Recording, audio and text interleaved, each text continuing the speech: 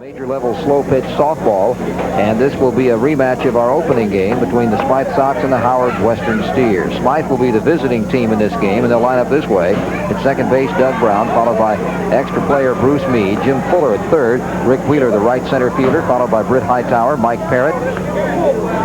There you see the rest of the lineup as we get set for the first inning. Thought we were just about set, so I was trying to go through that a little bit quicker, but defensively, one change there. Shear will go over to Rick Shear will be at third base, Bolin at first. The rest is accurate as we get set for the first pitch of the ball game, and it's outside for a ball. Both of these teams scored well over 40, in fact 49 for the Smythe Club, 48 for the Howard's Club when they met earlier today. And there's a bounce-handed play by Shear at third and scooped by Bolin at first, and that reversal of those positions certainly is the way it should have been. We were actually given the lineup erroneously, but you don't want to mess with Mr. Shear at third base. He is showing some glove. Yeah, we've talked earlier about Shear's offensive abilities, but he's shown the glove in now the second game. Smythe Club. It's a one hopper over, scooped it. Very close play at first base, but he got him. That'll bring up Bruce Meade. The Smythe Club started off with one run in the top half of the first inning, the last time they played, and Howard's bounced back with 17. And listening to the manager, Buddy Slater, earlier, he said, fellas, we've got to score 5 or 6 to start the ball game. We can't start off with one. Well, they started off like they did in the first game with the first hitter being retired. But not the second. Well, maybe the second one, too. That's awfully high and not very deep. Deep enough, but it's out number 2 as the left fielder, Raby, just handles it. And that's the same situation as we saw in game number 1. That's right, and this is what the Smythe Club is trying to avoid. A shutout inning or a low 2, 3, 4 run inning. You've got to score 5 or more. Just puts more pressure on your offense later on. Well, Jim Fuller did his bit in the first inning of the last game, and he lines out, and it's a 1-2-3 inning. The first time he's been retired in this series with Howard. 1-2-3 as we go to the bottom of the first as Howard comes to the plate after throwing a goose egg at the Smythe Sox. Third, Harvey, the extra player, followed by Baxter Burns, the catcher, Dan Griffin in center. The pitcher is George Marshall, Joey Raby in left.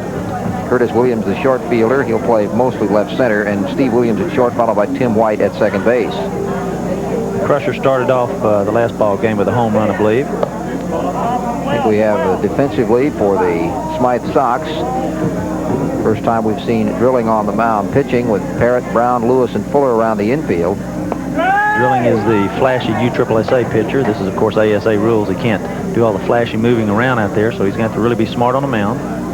Shear, his name in the lineup was spelled erroneously, will have us remember it as he plants one over the fence for the first runs of the ball game. He laid it out over the plate. There's nothing Paul could do about it. He just got the fat part of the bat right on the ball, hit it about 335 feet. 6'8", 305. All he's got to do is tap it, Greg. 1-0 as he stomps in and hits home plate after making a great defensive play. Legs are getting a little heavy maybe after all these games today, huh? Right. They've played about 3 yesterday in the rain, and they've had to come back and play about 4 today, as has the Smythe Club. This is Tim Reinhardt, the right fielder. And Reinhardt puts one high and deep and over and out. It is 2-0. He had to lay it right out over the plate. The umpire's not going to let him pull any tricks out on the mound. They've started off like they did last time. Smythe not being able to really tally much. The Howard's Club staying hot. Anything less than 17 in the first inning, or actually anything less than 16 in the first inning, puts Smythe at least in the same situation they were in. They scored 1 run in the first inning in the last game. Saw Howard's come up with 17 in the bottom of the inning, but then when it was all over, Smythe had won at 49-48. Howard's came back in their next game and scored over 60 runs. They needed them all because the opposition had nearly 50, and they pulled it out. But the ball has been going out of the ballpark with regularity here today. Earlier, the wind was blowing at almost gale force wind out to left field. Now it's died down quite a bit, but the ball's still jumping off the bat out here. Mike Bolin, the hitter. Bolin has 1,200 home runs in the last 3 years. That's a record to be proud of, certainly. A little bit of deception here on this pitch, but can't do much, and it's a ball. He's got to present the ball a little bit up to the plate. He's laying it in. And laying it out. That's 3 in a row. Another home run in the first meeting between these two. Well, Buddy Slater told me he was going to put Drilling on the mound, give him a different look, because as you know, they bashed around about 4 pitchers in the last game we had. So they start off another pitcher, and they've greeted him well to the big-time softball. 3 in a row. Take a look at it again. That's the third straight home run. There's the extension of the arms. That's what you've got to do here. And he's going against Stan Harvey, the next hitter. Stan, the veteran 45-year-old, hit 2 grand slam home runs the last time that Howard was in action. He's been hitting him in the lake out there in right field. It is 3-0 in the first game between Smythe and Howard's. Harvey hit 2 home runs. All trying to jam him, but he didn't jam him enough. He's jammed that one over the wall for 4 in a row. So Stan Harvey keeps the parade going with the 4th home run, and it's 4-0. Still nobody out, and Baxter Burris, the catcher, will be the next hitter. Seems like the Smythe Club just can't get the Howard's fellas even miss a pitch to make an out. They're hitting line drives over the fence. So Drilling has been drilled. A lot of experience in softball. And that's a softball power hitter's swing. Right there. Wind or no wind, that wasn't going to stop that ball. He got the bat down low and got up and under it. And this is Baxter Burris. And Burris makes it 5 straight, I believe. It's drifting back, drifting, and it's gone. That's a hill out there. It's about 25 feet. He got it out about 325. It also was light high. He's just extending the arms. Slater's out to the mound. He's going to talk to him. He's got to move somebody around. They can't expect to come back and win a ball game being 17 down like they were earlier. That's just asking too much. Burris's home run ended the power parade in the inning, but 2 more runs were scored, and Howard's led 7-0 after 1. We move to the second in just a moment. Top of the second inning. Actually, strange as it may seem, those Smythe did not score in the first inning. They're in better shape than they were in the last game they played. They are apparently, they're only down by 7. They were down 17-1 after 1 inning last time. Well, they're feeling good right now. They're not 16 down when they come to bat for the second time. The pumper from Pomona steps in, Rick Wheeler. Rick Wheeler is the hitter. And he drives it high and deep down the left field line. Wilborn races over and got it in foul territory. 1 away. Smythe Club 4 retired in a row. Well, they don't have that gale blowing out that they had before. They may have to readjust their swings a little bit. The Howard's Club played 1 more game earlier, and the Smythe Club needs to get untracked here before it's too late, and it's getting late. They're not even looking strong at the plate right now. It'll take a while to get unloosed. Britt Hightower takes the ball in. Hightower began the day, and of course this is very slight. This was based on just a few tournament games, hitting .667. He'll hit around that neighborhood though all year. He's a good veteran hitter. And there's a drive, and there's a home run, I think. He got into that one. Yes, he did. He got it over the top. As you notice, they're not going quite as far. If you were with us in our earlier game of the series. But it's a home run, and it gets the Smythe Sox on the scoreboard. If you see Wilburn in left field, if we watch Wilburn, as we mentioned earlier in our earlier game, how the young outfielders are backpedaling. Richard Wilburn, veteran left fielder, turns and runs to the fence and turns around. And if you watch him, that's the big difference between the young ball players on the Smythe Club and the veteran left fielder, Richard Wilburn. We have an opportunity to watch him sometime. Let's watch him. Mike Parrott steps in. Mike, the veteran, 6 feet, 220-pounder out of Galena Park. You might imagine from his physique in his younger days, he was a football player. He played at the University of Houston. Second in the nation in punting his senior year. Washington Redskin free agent. That was a few years ago. 39 years old now. There's a liner into left field for a base hit. Hit that ball right on the nose. Mike will take those all day. He's a good team leader. And we get down to Larry Fredew, who is one of the young up-and-comers on the Smythe Club. The left center fielder, 6 feet, 210 pounds. There's the veteran George Marshall on the mound. Right. They want to jam Larry. They don't want to throw it high. They want to keep it inside and low. If they put it high, he's going to chop it right out of here. He hits it high, but he doesn't have enough depth on it. Wilborn in left field makes the catch, and that's 2 down. He hit the inside pitch, and that's what they're trying to do. They're trying to jam him. They don't want these big guys to stretch those arms out.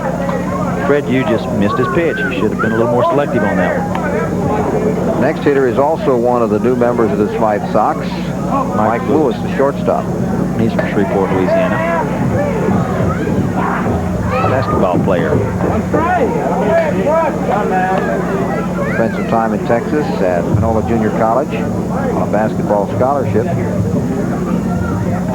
The defense is playing him straight away, and he lines the hit. Drives it in for a base hit as Parrott will take one stop going into second base and holding. And so the Sox now will go down to Greg Schulte, the right fielder out of Houston, a 6'1", 225-pounder. As you take a look at Lewis at first base, he had a tough time hitting in the first game of this pair with this club. He went 0 for his first 3, and in fact was only 1 for 5, 1 for 6, and that's a rarity in slow pitch. Right. Schulte's got tremendous power for a young ball player. This is his second year on a major level. First year with the Smythe Sox. He played for me a little bit in '85, defensive player. He's been lifting the weights, and in 3 years he's really built himself up. Well, he had a string of 3 straight home runs, but he's not going to make it 4 as he drives it to that long left field side. And the difference with no wind, it was very evident here in the second inning. It's 3 outs retired by the left fielder. Smythe Sox have just 1 run, and they've played 2 innings. We go to the bottom half of the second inning with the score 7-1, Howard's over Smythe. Top of the second inning, it will be Rick Scher leading off for the Howards club. Rick homered his first time up. Been playing some excellent defense over at third base. He has. He's really made a big difference over there. Smythe Club possibly could have had a runner on in that first inning. Rick has hit 6 home runs in the last game and an inning against the Smythe Sox. See a change behind the plate as Bruce Meade has come out to catch. Right, I believe Meade and Grissom are alternating extra player and catching. Crusher, 6'5", 305 pounds. Denver, North Carolina. Takes a walk. So he's on at first with Tim Reinhardt up. Of course, these first 5 hitters all homered the first time up, so I'll just tell you that now. Get that out of the way. This was Trilling's first opportunity to face the Howards club this year. Well, he knew it wasn't going to be easy when he saw him pound the other pitchers in the first meeting. And there's a high drive, left field, back goes the left fielder. He can't climb. He does! He does climb the wall, even though the ball didn't go that far. And there again is an effect of the fact that the ball is not carrying as much here in the night air with the wind dying down as it did in the daytime. What happened, Hightower went back. He thought it was out, just like the other ones earlier in the day. And he got up on the fence, and he had to almost really jump back off of the fence to catch it. It was really a good play by Hightower. He says, oh, wait, oh. Well, it looked good. Now, that would have been embarrassing if it had landed about 3 feet in front of him, and he's hanging on the wall. Sure would have. Here's Mike Boland who homered. You're right, the ball's just not jumping out of here, and the wind's not catching. So if you don't hit it right, it's not going to be a home run. You've got to really hit it well to hit it out. Strike call. Good first pitch from Drilling. Drilling's getting comfortable out there on the mound. He was very uncomfortable in that first inning. Boland, a 6'2", 255-pounder from Cleveland, Tennessee, as he takes it for a ball. 1 ball and 1 strike. He's been an All-American many times on the major level. He's played for 6 or 7 World Series championship teams. He can play third base. He can play first, and quick pitch return, a high fly ball, left center field coming in. Looks like they're going to be able to retire the second hitter in a row. The tag at second, the throw comes through, and he has to go back. Good defense. Sure was. If he can get Harvey out here, it'll be a good inning, because the Smythe team is struggling offensively. This is Stan Harvey. He homered the first time. Mentioned before, he had 2 grand slams in the same game, in the preceding game. And the reason that's unusual is because it takes something to get the bases loaded. Usually you're going to score some of those guys, and you're not going to get that far. And to have it happen twice in one game. He's 45 years old and been playing on the major level for 25 years. He's seen a few World Series, hasn't he? Little delay as they were trying to position the defense. They couldn't put him on the other side of the fence, so they had to just put him in over as far as they could. Some of the young guys need to watch this power hitting left-handed hitter swing. He is really able to extend his arms, steps right into the ball. He definitely knows his pitch. That one was perfectly placed by Drilling, and that's exactly where catcher Bruce Meade is putting the target. He wants it right there. He wants it to float down and land on that outside corner. He doesn't want it inside there. Oh, there it went, but it's foul. Too far inside, and he pulled it foul and out of the ballpark. As Schulte races to the corner. So that's a big strike. A foul here, and he's out. If you put it too far inside, he'll foul it. If you don't put it far enough, he's going to hit it out of the park. So Drilling either needs to throw him a low outside, give him an odd-looking pitch where he doesn't hit the pitch he wants. He flattened it a little bit, and it's inside for a ball. Right, and USSSA, that would be a strike. And there's a foul ball, and he got him. He struck him out. He got it inside far enough, and that's what he did. A smart pitching by Drilling. Very good job. Got to credit him with that out. Yep, and that's the third out, so a scoreless inning. How about that? We go to the third. 7-1. Howard. We'll be back. This telecast is authorized under rights granted to Home Sports Entertainment and is not intended for the commercial use of our viewing audience. Any rebroadcast or other use of this telecast without the express written consent of Home Sports Entertainment or the Smythe Sox Softball Club is prohibited. Our announcers are Greg Lucas, yours truly, and Mark Hinson. John Grissom steps in. Been playing with the Smythe Sox 85, 86, 87, and here in 88. He's batted 6 times in the tournament. He's got 4 home runs. Pure power hitter. He started the first game between these two, but never got to the plate because pitching changes, and that 17-run inning necessitated that he not stay in. There's a high fly ball to center field, and it'll be taken, and that's out number 1. That one was grabbed by Kim Smith out there. Many of these long fly balls we're seeing would have been out in our earlier broadcast. That's right. That's just the difference. Paul Drilling. Paul's a base hitter. He does have the power to go out of here, but he's really a base hitter, sprays it around. His job is to get on base right now. Buddy Slater's talked to him. Just be on the bag for the big boys behind you.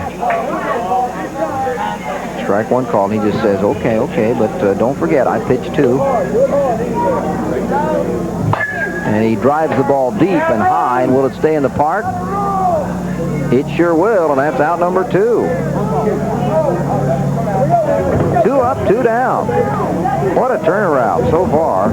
First game, 49-48, and we've got a 7-1 ball game. And we're in the top of the third already. This is incredible. Tell you what, Mr. Marshall must have learned, he got his pitches together here. Usually it takes a team that's sit down for a couple hours to go through the order one time. And the Smythe team's been through the order one time, but if they don't get rolling now, they're going to be in real trouble. It takes one time through the order to get loose. Well, Brown tries it, but I don't think he's got enough on that one either. As the left center fielder comes in, makes the catch, and that's it. 1, 2, 3 here in the third. As the score holds, we played 2.5, 7 for Howard, 1 for the Smythe Sox, and we'll be back.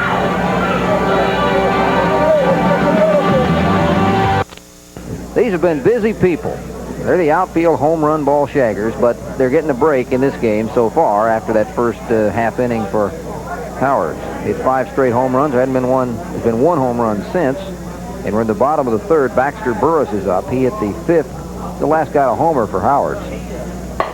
And he drives it on a line, and it's hooking back, and it's caught. Wheeler has it, and that's out number 1. Rick moved over to his left. He had to stop real quick because the ball was curving back toward him again. That's what Baxter does when he hits the ball. He slices it almost. And bring up George Marshall. George singled and scored in the first inning. Well, our ball boys had 65 home runs to chase They had a quarter a ball earlier. Thank goodness, because they're going broke right now. Yeah, they probably, just the luck of those guys out there, that's probably the second shift. The first shift made all the money. That's right. George Marshall twirling a one-run game on the mound. 6 foot 295. Ooh, that was called a ball. 2 balls and no strikes. He's trying to pitch him inside, and like he did Harvey, to get him to pull it foul or hit it off the handle, because he knows where he's standing. If he puts it out over the middle or over to the left, he's going to knock it out of here. There's a strike. That ball looked like it was outside. Drilling needed a break after the one before. That was a good pitch by Drilling. Drive up the middle for a base hit. That was an excellent pitch by Drilling. He hit a bad pitch. He still got a hit. So Marshall is 2 for 2, and it brings up Richard Wilborn, the left fielder, who walked and scored. 2 sacrifice flies in the first inning for Howard's. One scoring a runner from second, the other one only going to deep shortstop. Richard's in the World Series Almanac for many accomplishments. Games, at-bats, hits, World Championship teams. He's a veteran, many, many years. Can really play the game. Still gets around out there in the outfield quick. There's a strike. That one dropped off. Just missed the plate, so that... Richard wants to pull it. If he hits it out, he's going to pull it to the left side. Or he will go with a pitch to right, but his power is definitely to the left. Drilling knows that. I'm sure his brother, first baseman Mike Parrott, we mentioned they're brothers. High fly ball. It'll stay in the ballpark. Coming in for it is Fred Yu, and he makes the catch for out number 2. This is almost an incredible turnaround of events. Both teams seem to be missing their pitch. It's not a lack of effort. It's just not hitting the ball square. They're not waiting for their pitch. They're hitting the pitcher's pitch. It looks like a little impatience at the plate, especially on the part of the Smythe Sox. Well, we've got still air. We've got night air. That's also probably a factor. And 2 teams have been playing ball for 2 days.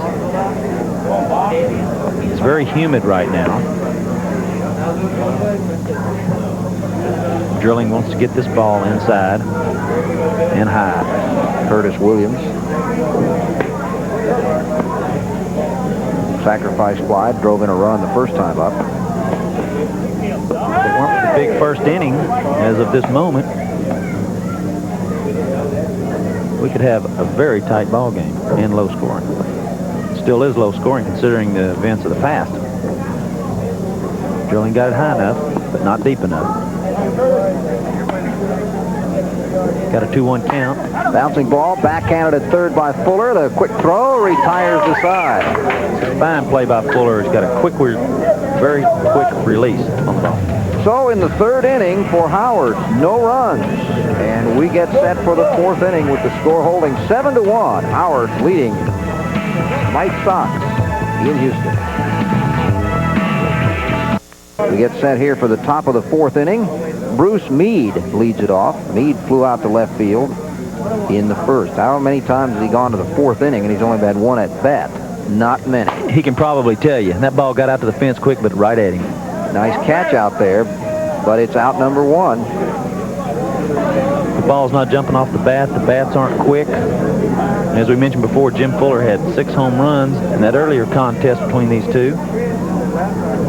He doesn't stand in the batter's box long, this ex-professional ball player. Fuller has lined to shortstop in his only at-bat in this game with 6 home runs and a single. Stands very far away from the plate, if you notice, Greg. Steps toward the ball and popped it up, and they're going to get him out again. Fly ball to center field. And that's 2 away. This is an amazing, amazing turnaround. It really is. They look very flat, don't they? Very flat. As pumper from Pomona, Rick Wheeler, California, steps in. He's 34 years old, 6'2", 215. Hit one out of the Anaheim Stadium to win a home run derby contest in 1986. Next pitch to Wheeler, who is over 1. In fact, there are only 3 Smythe Sox hits here in the 4th inning. There's a strike. In fact, it's amazing now the way this game has gone. How did Howard's ever score 7 runs in an inning? There's a base hit that bounces past to the wall, and Wheeler will make the turn and go into second base. He really ripped that one, and that may be the secret now. Just get that ball down and hit the ball hard. The ball in the air isn't going anywhere. The ball got by Wilburn out there. It skipped on him a little bit. He knew Rick was going to go for 2. Of course, Raby was backing him. Britt Hightower, Britt Hitman Hightower. He is responsible for the 1 Smythe run on a home run, and he may have another one. This one's high and deep, and will the ballpark hold it? No, sir. The 2nd home run of the ball game for Hightower, and that makes it just like that, 7-3. Hightower had to produce then. We've got 2 outs. Bruce Meade and Fuller making the first 2 back-to-back, which is an incredible event. So Hightower's keeping him in the game. He lifts his left foot when he turns. You'll notice. Steps right into the ball and bangs it. Hightower had 3 home runs in the first meeting between these 2, and he is showing, at least to his teammates, that it is possible to still hit it out. Right. Mike Parrott can hit it out under these conditions, but a smart team player, if he's not going to go for it unless he gets his pitch. You look at these fellas, and you wonder what they do in the off-season. Mike's politics business. There's a high one deep to left center field, and it is caught out there by Williams, and that retires the side. Just didn't have quite enough. And so we have finished the top of the 4th inning. 2 runs on 2 hits for the Smythe Sox. A 2-run homer by Britt Hightower. And the score 7-3. Howard Western Steer leading Smythe as we get set for the bottom of the 4th. Bottom of the 4th inning, leading off will be Tony Fowler. Had a sacrifice fly. We had a pop up the deep short and drove in a run first time up. Fowler last year averaged 1.5 home runs per game, but this is his first year to play with the Howard's club. He's out of Forest City, North Carolina. Pops it up behind the plate. Bruce Meade makes the catch. You don't see those very often. No, you don't. We've got a baseball type softball game going. We're seeing ground balls. We've seen everything but the double play, and I'm looking for that any minute. These players look tired to me, Greg. Well, the bats just don't have the whip to them. The Howards was fortunate. They jumped off that quickly. They've got the hammer. They're the home team. Tim White singled the first time up. He's been very impressive at the plate throughout this tournament. Right, he really has. Pitch is high and inside. He had a mere 4 home runs in the first meeting between these 2. Hometown Salisbury, North Carolina. That's going to be foul. Will it stay in play is the question. Nope, it's going to be out of the ballpark. 7-3 is the score here. We're in the bottom of the 4th inning. Tim White, followed by Kim Smith. 1 out, nobody on. 28 years old, 6'6", 240. That size is the rule rather than the exception with this major level slow pitch softball. It really is when you think about football teams and the size of a 6'6", 240 guy and where you'd put him in your defense or your offense. There's a liner over the top of the shortstop's glove for a base hit, so White has his 2nd hit of the game. Takes the turn and hold. You know, one thing that I think has happened, while we still have the Howards and the Smythe Sox and the Steels as the top 3 teams in major level slow pitch softball, I think what we've seen in this tournament, this is one of the early tournaments of the year, is the fact that I think the gap may be narrowing with some of these other clubs. There may be some more teams in that upper echelon before you know it. Right, we've got to consider Marlton Trucking, one club. We saw one club here earlier, Larry's. They've got a fine ball club. In fact, Howard only beat them by 1 run the first time they played them. There's probably 20 major level ball clubs in the nation. Argument now over that last strike call. Share got in there, doing some jawing with a home plate umpire. Pure little intimidation, trying to get the umpire to not only help out Smith, but help out himself when he gets in the box. He's on deck. Bruce Me, the gentleman, just stands there and grins and smiles at the whole thing. You can see. Bruce says, I'd rather strike all the way. It's a 600 hitter. He hit 6 home runs in 1 game. That's his career high. Kim Smith lines it. Backhanded by Brown. There's 1, there's 2, there's a double play. Oh, my. We were looking for that double play. We've seen it all now, Greg. So in the 4th inning, no runs. Another goose egg on the scoreboard for Howard as we get set to go to the 5th, and the score remains Howard 7, Smythe 3, and we'll be back. A little bit of defense, not as much offense. Boy, we've seen some defense. Rick Scher made a great play, and we've seen some great defensive work. Look at the double play turned in by Brown. Wow. That was a fine play. Don't have a lot of opportunity to see it in this level because the guys hit the ball so hard and usually hit so far, and most of the outs are made on fly balls. But we've seen the improvement defensively just from this year to the years past, certainly with the Smythe Club. And Rick Scher has certainly had a golden glove at third base for Howard. Well, both teams have added about 4 or 5 new players, and it looks like they've added a little defense to their clubs, a little more well-rounded athlete. As big as these fellas are, it's amazing how well they move around on defense. There's a long drive by Fred Yu, and it is gone. Fred Yu with the home run, and the Sox get a little bit closer. Montgomery, Louisiana, 1986 and 87 All-American.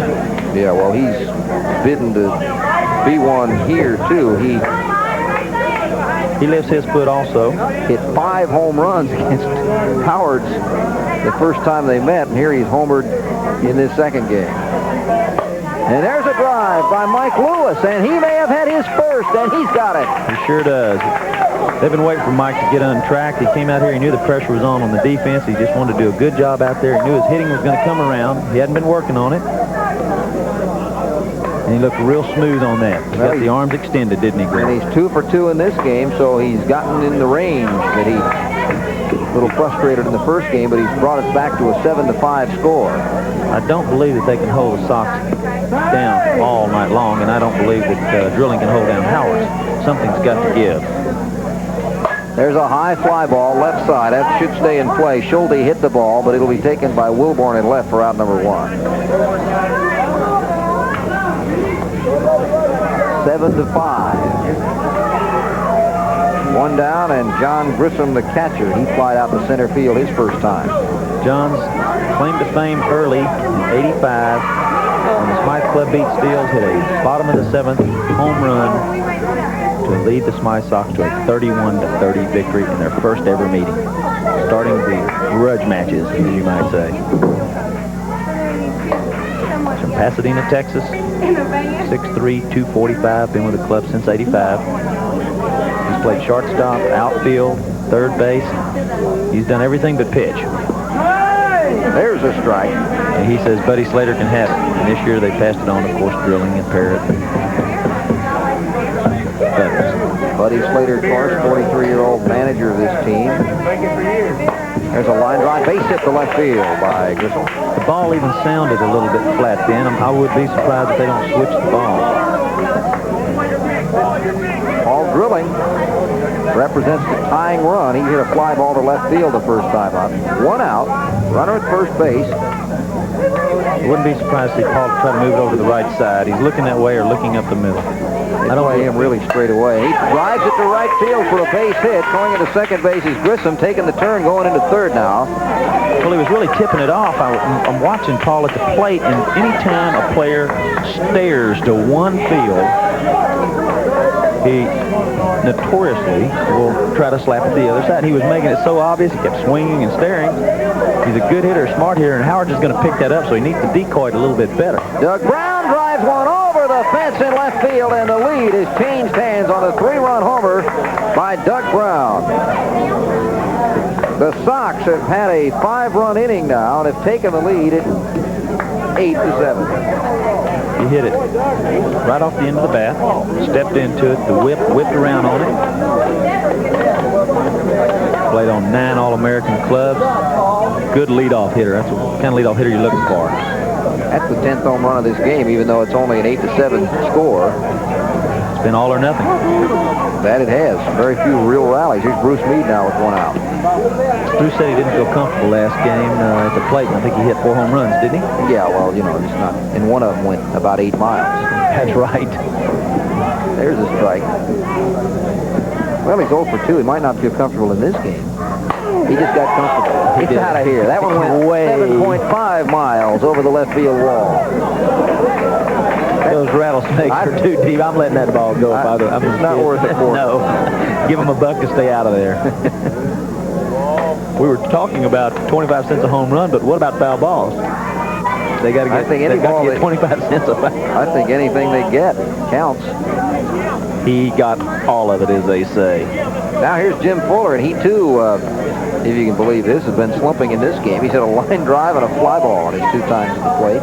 After 6 homers in our earlier contest. Anything less is a slump, and he's still slumping. It's a ball high into deep center field, and it's gone. It looked like a routine fly ball. He's the strongest player on the team. He hit it off the handle. It looked terrible when it left the bat, but the wall hits another home run. Fuller and his teammates kept their bats hot with 7 more runs in the frame, including a second home run by Fred Hughes, and led 17-7 as we went to the bottom of the 5th. By Rick Scherr, Tim Reinhardt, Stan Harvey, and Baxter Burris, Richard Wilburn is the hitter in the last of the 5th. There's a ball outside. 1 ball and no strikes. Richard Wilburn has walked, popped up. And this one popped over the center field wall and may bang on our camera position. Oh, it's even too far for that. A 2-run homer for Wilburn. I don't suppose Buddy Slater told him that's where he was supposed to throw it to. No. He told him definitely don't throw it out over the plate, but he thought he would try to pull it because Richard's generally a pull hitter with his power, but there's a pitching change. Grissom goes to first. Parrott goes to the mound, and his brother Paul goes behind the plate.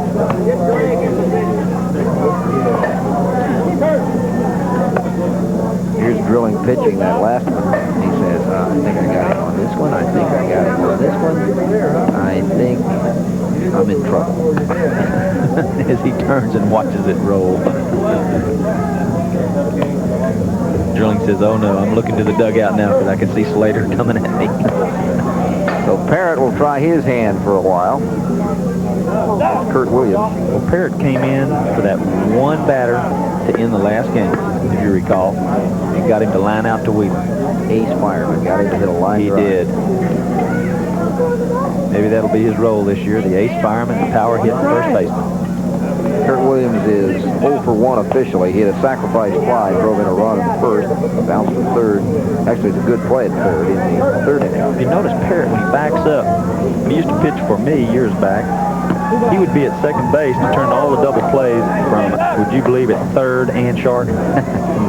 From the pitcher's position. He starts backing up. I don't know if he backs up as fast as he used to, but he's backing up pretty fast. It gives Brown a lot more room to cover over to the left side. He's got a little area over there, so Parrott really wheels backwards. 17-13. That one's curving down the line. Is it long enough? It is foul and caught in the left field corner. 2 down. Hightower made a fine play on him. Went in the dark. It's pretty dark back over in that corner. Made a fine play on him. That's the 2nd out of the inning. 17-13 to score with nobody on, and the hitter is Tony Fowler. Second baseman takes it outside for a ball. Inside for ball 2. 2 balls and no strikes. Parrott doesn't want to give him a pitch. He's a good hitter.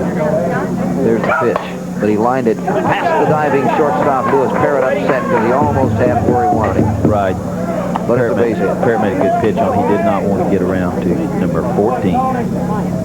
But he did. Here comes Tim White. White has 2 singles in this game. But he's later again considering something as he just has some instructions. White hit 4 home runs in the opening game. This is a big batter. They've got to get this batter out right now. Buddy knows that. 37 hits. 30 runs. And there's a drive. It'll die. It'll be a base hit. Sending runners to first and second. That's the third single now for White. Moving into second, Fowler. And we get to the 11th place hitter, and Buddy Slater again looking over things, thinking of maybe doing another switch. It looks like he's giving the finger switch. His brother's going back to the mound. So going back to the original pitcher drilling, the original catcher, and the original first baseman, as they work kind of in a triangular situation. Now, the last time that Kim Smith was up, he hit into that double play that was backhanded by Brown. He turned it by himself over to first base. He's 0 for 2. Brown made a fine play on that. 17-13 now with runners at first and second. 2 outs. Bottom of the 5th. Smythe leading. Howard's threatening. Drilling wants it outside and high. He doesn't want it inside there. You better be very careful. That one did not miss by much. Ball 1. Now he's asking him, what's the problem, Ump? Is it height or is it depth? That's height. Bouncing ball. Brown backhands another one. The relay to second and dropped. And that was Drilling getting down to cover second base, but he couldn't hold on to the ball, and that was a tough break for Smythe. Bases loaded. And the crusher. That's also tough. That's the bad break about it all. Tying run here at the plate, folks. The worst break of it all is the crusher steps up. That was a big play by Brown. I'll have to call that an error on the pitcher because he dropped the throw, and Brown made a good backhanded play. Bases loaded now. Smythe leading by 4. How long will that last? It may be a matter of pitches. The crusher's gripping that bat so hard you can see his top hand, his right hand. He's looking for the grand slam to tie this score. He's like a statue. He's not even moving, Greg. Ooh, that was a ball. Must have been too flat. It was over the plate. 1 ball and 1 strike.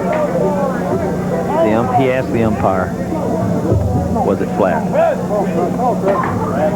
You see what Cher's done. He's standing still, staring at Drilling. He's not stepping out. You see a lot of guys step out. He's not stepping out. And it's far enough and deep enough and fair enough. A grand slam home run for Rick Cher. This game is tied at 17. Big inning, back-to-back.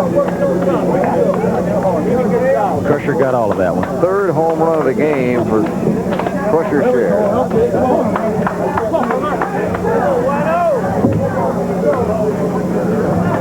Reinhardt steps in.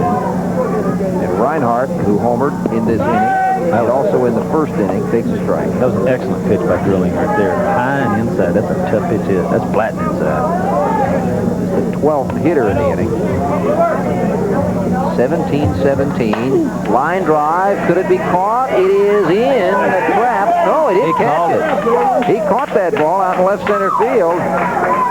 Fred, you made an outstanding running grab and caught it just before it hit the ground. So we have played 5 full, and the score: Smythe 17, Howard 17. Major level softball action, slow pitch style, continues after these rules. Top of the 6th inning, the big single hit of the game so far, Rick Cher, and this one is a grand slam home run, his 3rd home run of the game, tying the score at 17. He has 6 runs batted in. It was into the trees, and the kid just stopped at the trees. He knew it was gone the minute he hit it. He never left the box. He just stood there and watched it go. There you see the big fella down at third base as Bruce Meade leads off, and he drives the ball into left field for a base hit. Cut off there as he settles for a single. Meade is homered, single, in his last 2 at-bats. And here's Jim Fuller, who homered the last time on a ball that he hit high in the air to center field and just kept going. 11 years ago, Jim last year in the big leagues with the Astros. 77. I wonder what he weighed then. He certainly didn't weigh 260. No, I doubt it. Not moving around the left field. There's a drive into left field for a base hit. By Wilburn. And it got by, so Meade will keep running. He's into third base, and he'll keep running as the throw goes into third, and Fuller is safe there, and a run scores. That unties the score. That hurt. That's unusual to see the ball get by Richard Wilburn like that. The ball seems to skip a little bit. I don't know if it's a little moist out there or the conditions where they were playing in the muds created a little bit of a problem out there. The ball seems to be skipping. It appears to be okay. But they're hitting the ball on the nose right now, the Sox, Smythe Sox. 18-17. Smythe leads it by 1 with Fuller at third. Rick Wheeler, the hitter. Wheeler has had a slow game with just 1 hit in 3 tries. To win the World Championship, you have to have players who can hit it over the 310-foot, 330, 340 with the wind in, and Rick is one of those players. Smythe is fortunate to have about 4 of them on his club, and he attributes that and his balance to his 86 and 87 World Championships. A few guys that the wind doesn't matter, and Rick Wheeler is one of them. Of course, Bruce Meade. There's a line drive, and it's in front of Wilborn. It bounces off his chest, but Wheeler moves into second base, and I think he was probably going to do that anyway. He was. He never stopped. As soon as he hit it, he ran. He knew he was going all the way. So it's an RBI for Wheeler. He moves into second base to put himself in scoring position. 2 runs into the inning, nobody out, and it's Britt Hightower who has homered twice and doubled. Early in the game, Hightower was the only Sox player to keep him in the game.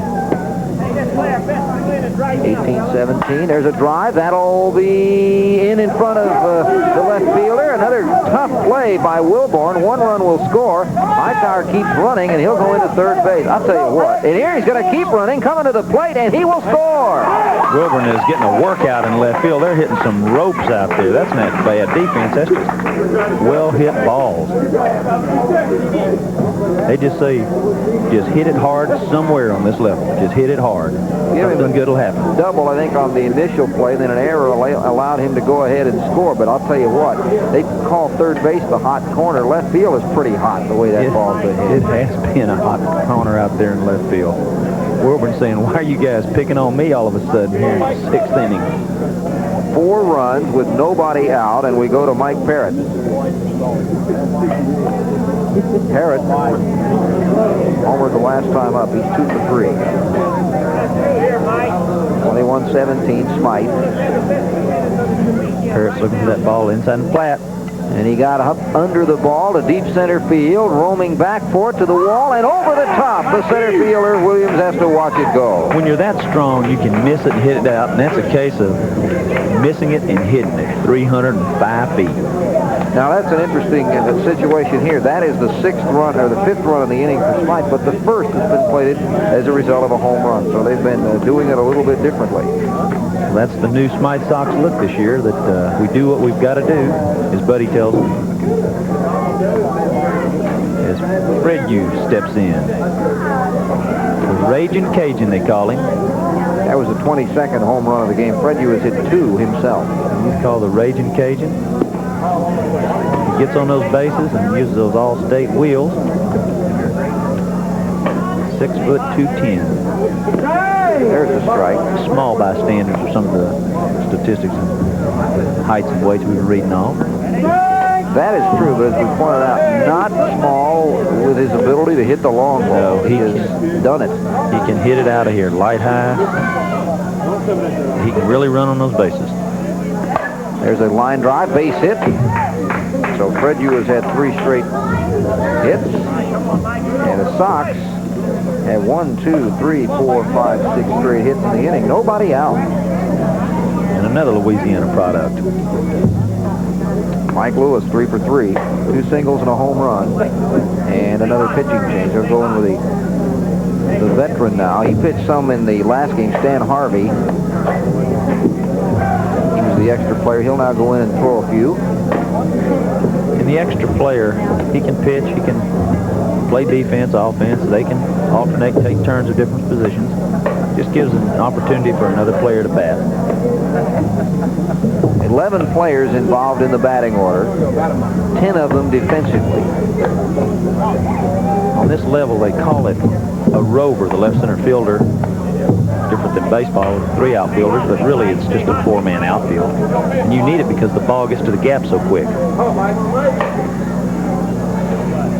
Mike Lewis drives one past the gap to the wall and out. The home run. He's getting comfortable at the plate. He struggled this weekend, and I think he's in a groove. He's getting comfortable. That uprising was only the beginning. The power display included 5 consecutive home runs and a total of 11 homers in one 20-run inning. From a 17-17 tie, Smythe jumped to a 37-17. Burris and George Marshall plated 3 runs and made it 37-20 in the last of the 6th, with Kurt Williams at the plate and 2 out. Got us Milton, Florida ball player here playing for Howard. There's a strike, perfectly placed, dropped right at the back of the plate.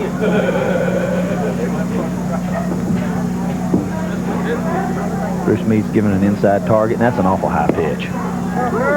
It also didn't make it there. No. Bruce Meade's giving the inside pitch, inside glove again. Drilling, trying to do a little bit of acting out there. Bounces through the hole in the right side for a base hit, a single for Williams. So with 2 outs, he's at first base, and we get to Tony Fowler. Fowler has a sacrifice pop up to deep short. Drove in a run with a pop up to shortstop on a sacrifice fly, and then popped up to the catcher and singled. The next 3 hitters have not hit the ball out of the ballpark. 6'4", 255. And the game standing next to Bruce Meade. This is a big fella. First year with Howard's club. There's a strike. That dropped off just nicely. No balls and 1 strike. 37-20 with a runner at second and 2 outs. That's too high. Yes, they're not going to allow Drilling to get away with that. He's just kind of pushing his luck right now. Got to be between 6 and 12 feet. So figure the top of the head about doubled, and that's roughly your limits. The outfield's playing straight away. A little bit pulled. They pulled around a little bit. That was close, but it was inside anyway. He's trying to get him to hit it to the strength of his defense. Gary Lowe changes ball. 37-20 with next offering coming to Fowler. And he drives it high and deep and toward the scoreboard and gone. Making a little dent here into the score. They've cut the deficit to approximately 15, I believe. 35 home runs on this game. Well, Smythe had that last game, and it started so easily. It really did. First 3 innings were a little bit like a baseball game. Stretched them out. In fact, at that point, I was about to wonder if maybe they were using some different ball, but obviously that's not the case. In fact, if you mention that, there are numerous manufacturers of balls, and each ball, each player feels, travels a distance that they prefer to use a certain ball. And the ball they're using right now, the players on both teams prefer. They love to hit those long ones. They do.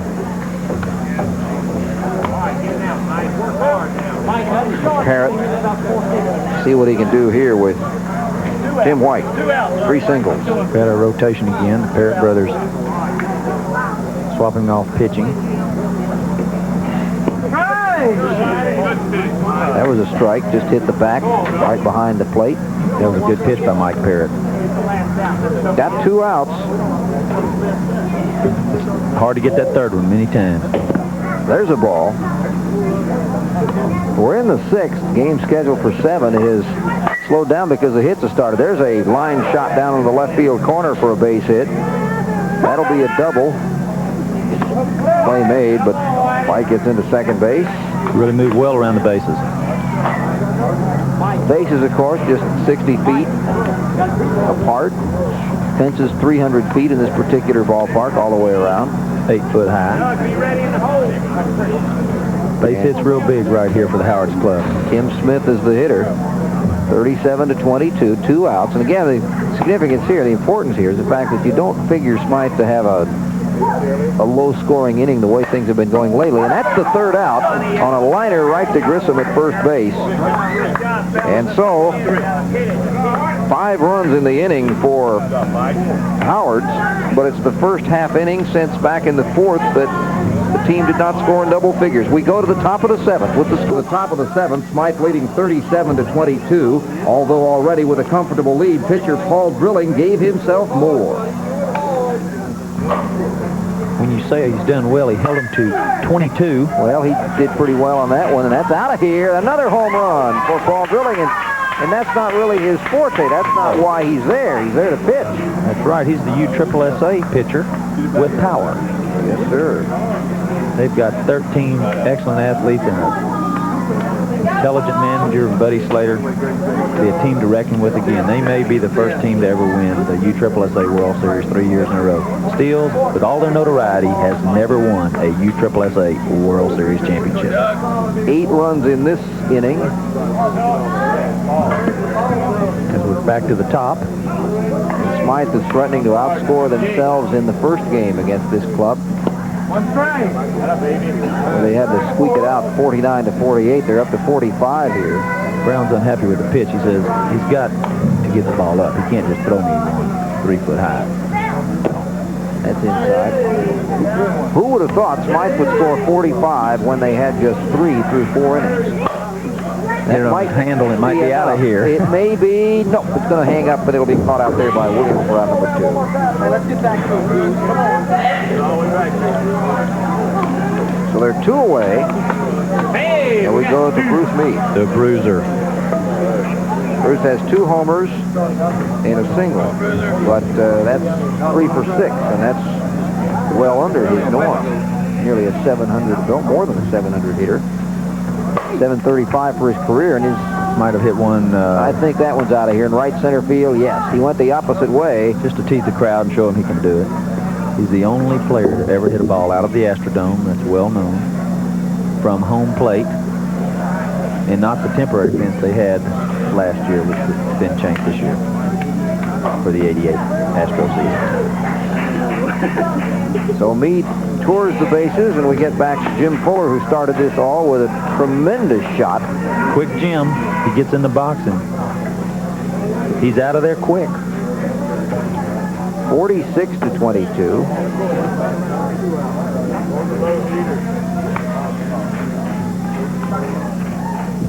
Will he hit a strike, or will he hit a ball? The pitcher has no idea. Well, he hit a home run, that's for sure. He's a cannon shot out of his bat. Jim Fuller, that ball just exploded. He started off pretty poorly today. He lined out to short, he flew out to center, but since then he's hit 4 homers and a single. For the tournament, he had at one time 16 home runs out of his 18 hits in 24 at-bats coming into this ball game. Well, 10 home runs in his last 2 games. Right. Wow. So his ratio coming into this ball game of 16 homers out of 18 hits and 24 at-bats is increasing. Well, the other thing about Jim Fuller is his home runs do not trickle over the fence. No. And Wheeler hits one high and deep and gone. They're on a roll. To say the least. The last 3 innings have been an incredible display. This one has been a 1, 2, 3, 4, 5, 6, 7, 8, 9, 10, 11 run inning. The last 3 innings for the Smythe Sox, 14, 20, and 11. We have 2 outs. And Rick Wheeler. He steps up high and gets under it, hacks it at about 350. Hightower, the hitter. He's had a tremendous game with 4 home runs and 2 doubles. This is his first season to play left field. He has been a left center fielder, and he's moved over to the left to make room for Fedview out in left center. And there may be his 5th. It is gone. Way out of here. Hit it on the line. They're putting on a power display that... This may be hard for them to equal themselves all season. Right. I mean, this may be the first weekend of the season, but this... They scored 49 last game, and they're 1 run from that right now. They scored 50 in the game before, earlier today, in a 5-inning affair. Well, I'll say this, you know, I've been, the first time I caught the Smythe Sox in action was 2 seasons ago. Worked a part of a game last year, and this is just the most incredible 2 games I've ever seen with them. 49-22. Today they have scored 45, 50, 49, and 48. And that might be magic number 50. It's high in the air. Nope, it's going to stay in. and they stuck on 49. But they've scored 98 runs in 2 games as Parrott flies out. And they got a comfortable lead of 49-22 as we get set for the bottom of the 7th. This is going to have to be one whale of a rally for Howard, as the Smythe Sox have 54 hits on the board to go with 49 runs. Last chance for the Western Steer coming up. The last inning, Howard started to come back. Scher, Bolin, Harvey, Wilborn, and Fowler homered to score 8 runs. Then it was back to the top of the order for a second time around. And Rick Scher lines the ball. He couldn't really get under that one as there wasn't as much arc on it. And he's got a near base hit, but runners are now at first and second with 2 outs. And Tim Reinhardt is the hitter. Now, he reached on the first error in the inning. That third out can sometimes just take forever. It can, and what's happening now is Smythe Club's looking for the batter just misses pitch right now. It's almost inconceivable that you could have 18 or 19 more fellas come to the plate and score without one of them missing their pitch and hitting a weak grounder or hitting the ball right at someone. And they still need that. They have to go around the batting order almost 2 full times still. Right. A line drive, base hit left field. That will send the runner in from second base. And a home run here makes it a tighter situation. We're going to have another change. We're going to bring drilling behind the plate. Same old rotation this time. No, we're going to go Brown this time. Well, Brown is going to come in. He's not pitched in this game, but he has pitched in past games. And that will send the catcher to second base, the second baseman to pitcher, and the pitcher to catcher. Anything to just throw them off. All they need is 1 out. Now, Brown did come in the previous game and got the first couple guys to his base. And then, of course, they got in tune to him, but they only need 1.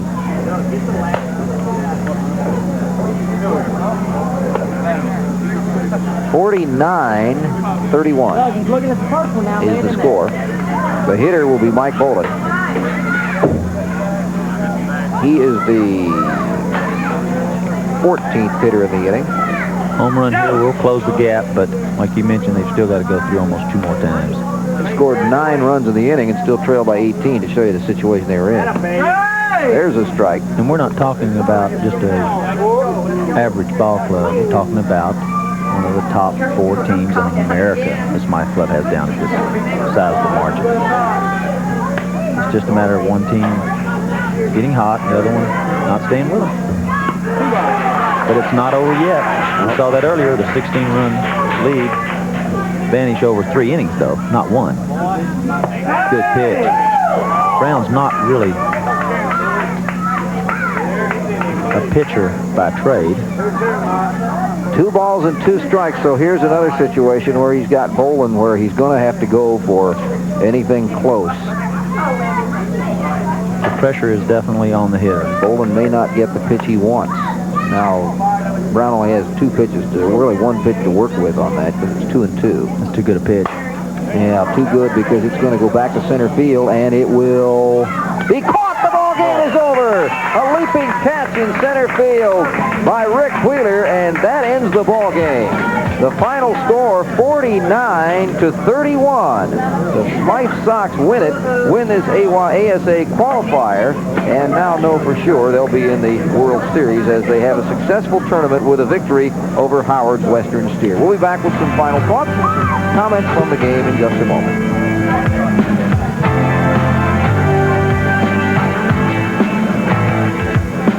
If you like this video, please hit the like button, and I've got a couple more here for you to watch, and I've also got a subscribe button, so hit on it and then hit the bell. That way you get notifications whenever I put out another video. Thanks, guys.